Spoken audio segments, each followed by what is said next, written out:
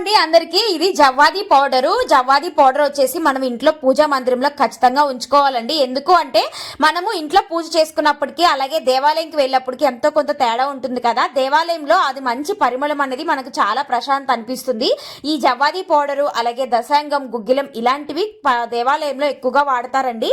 మనకు ఈ జవ్వాది పౌడర్ అనేది పూజా స్టోర్ లో దొరుకుతుంది. దీని కాస్ట్ వచ్చేసి 20 రూపాయలు, చిన్న జెండు బాంబు చేసేంత ఉంటుంది. అయితే ఇది మనం ఇంట్లో సాంబ్రాణి వేసుకుంటాం కదండి, ఆ సాంబ్రాణి ధూపం స్టిక్ లో కూడా మనం పైన చల్లుకున్నా సరిపోతుంది.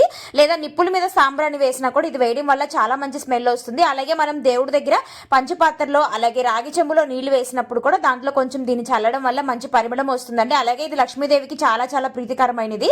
మన ఇంట్లో ఉన్న నెగిటివ్ ఎనర్జీ అనేది పోయి పాజిటివ్ వైబ్స్ అనేది కూడా మనకు వస్తాయి. సో నాకు ఇక్కడ సాంబ్రాణి వేయడానికి మనకు రోజు కూడా కుదరదు కదా, ఒక్కొక్కసారి నిప్పులు మన టైంకి ఉండవు. అలాంటప్పుడు అయితే నేను ఇక్కడ అగరబత్తులకి దీన్ని అప్లై చేసి అగరబత్తుని వెలిగిస్తాను. ఇలా కూడా మనం వాడడం వల్ల మంచి పరిమళం అయితే వస్తుంది.